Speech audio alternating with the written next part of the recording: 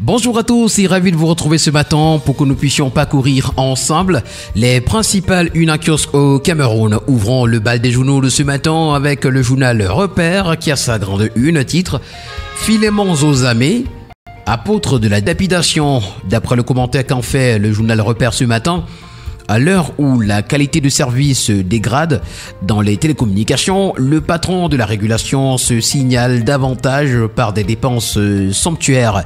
On ne lui connaît aucune innovation depuis son arrivée à la tête de cet organisme en juin 2017. L'information ce matin est à retrouver à la page 3. C'est une grosse interrogation qui nous accueille ce matin à la grande une du quotidien L'économie. Economy Business Award qui sera l'entrepreneur de l'année. La deuxième édition de cet événement organisé par l'Economy Media Group qui prime les entreprises dans une quinzaine de secteurs d'activité aura lieu. Ce sera le 29 novembre 2023 à Douala.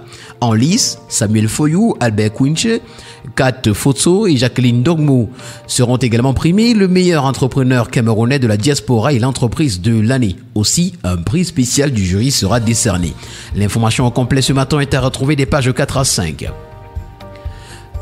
À la grande une du quotidien à Capitaux Public Cameroun Tribune, fête de fin d'année en toute sécurité. Président hier, sur instruction du chef de l'État, chef des forces armées, une réunion d'évaluation de la situation sécuritaire. Le ministre délégué à la présidence chargée de la Défense, Joseph Betty Assomo, a indiqué que toutes les mesures appropriées seraient prises pour les fêtes de Noël et du Nouvel An dans la sérénité. Pour l'hebdomadaire La Terre Promise, on s'intéresse à la présidentielle de 2025. Franck Biya n'y sera pas. Le fils du président de la République l'a révélé dans une vidéo qui fait le buzz dans les réseaux sociaux, mettant ainsi fin à des supputations qui avaient tendance à prospérer dans l'opinion. L'information, vous l'aurez en parcourant la page 3 de l'hebdomadaire. Le quotidien L'Info à chaud s'intéresse à la 7e journée du championnat MTN Elite One. Bamboto FC contre Canon Sportif de Yaoundé à Bouddha. Les sorciers perturbent le match. Le match a commencé avec 15 minutes de retard parce que chaque équipe refusait d'entrer sur le terrain avant son adversaire. Consigne des magiciens. La suite est à lire à la page 2. En petite une, meeting du président Cabralibi, le PCRN est à la conquête de Balmayo. Non-respect du prix concerté et du poids réglementaire du pain en bâtard de 200 grammes. Le ministère du Commerce ferme des célèbres boulangeries. Ces boulangeries nous sont présentées à la page 3. Fête de fin d'année 2023 et de Nouvel An 2024. Le MINDEF garantit la sécurité. Et puis, éventualité de la hausse du prix du timbre du permis de conduire. Le ministre des Transports dément.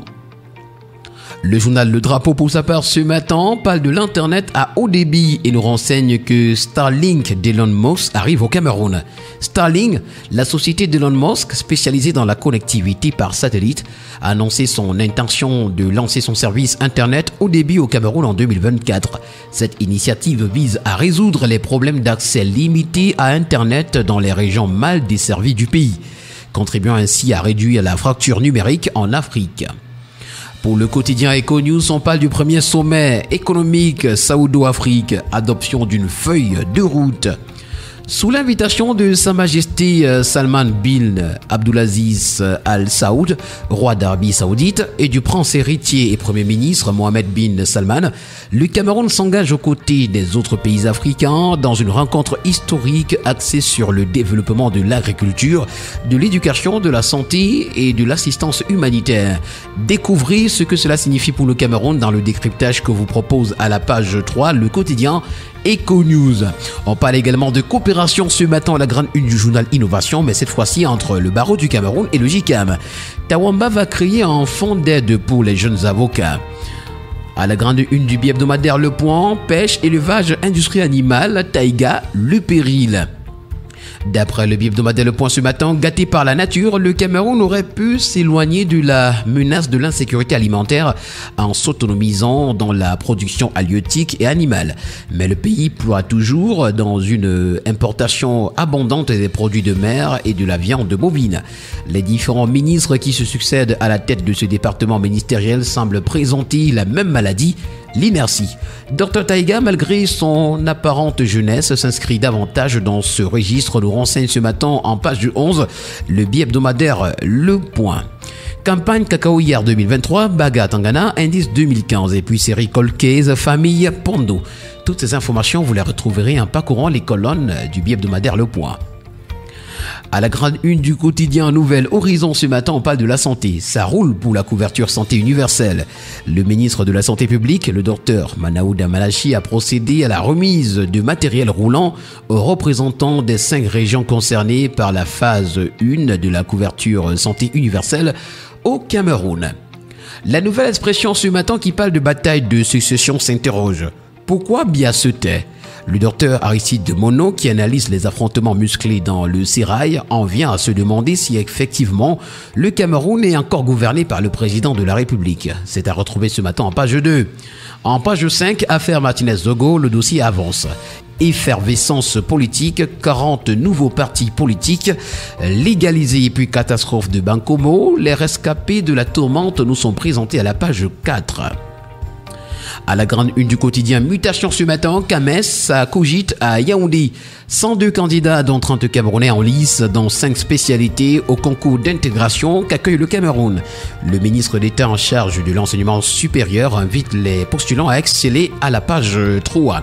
Le quotidien Le Messager en parle également ce matin lorsqu'il s'interroge. Concours d'agrégation Kames, l'émergence par le savoir. Rentrée parlementaire en page 3, la loi de finances 2024 est en retard. Narcisse Ngandom en petite une également, ce que je pense de Bia, Kamto et Oshi. L'entretien en vérité avec le coordonnateur du mouvement populaire pour la libération du Cameroun nous est présenté ce matin aux pages 6 et 7. Nous allons terminer cette autre sortie de la revue de la presse ce matin avec le quotidien bleu d'Aman Mana Le Jour qui s'intéresse au réseau national de télécommunications d'urgence. Question autour d'un scandale. Plus de 10 ans après la signature du contrat entre l'entreprise chinoise ZTE, le projet n'est pas arrivé à son terme et plusieurs irrégularités ont accompagné son évolution. L'information, vous l'aurez en parcourant la page 6. Sécurité en petite une, attention au mécontentement des populations. C'est l'appel lancé par le MINDEF au cours d'une réunion spéciale d'évaluation. Projet de loi, retrouvons les innovations du code minier et puis Cameroun-Île Maurice, Lionel Ateba convoqué par Rigobert Song. Mesdames et messieurs, c'est avec cette information en sport que nous mettons un terme à cette autre sortie de la revue de la presse camerounaise. Merci d'avoir été des nôtres ce matin. Très ravi de savoir que vous serez encore avec nous demain.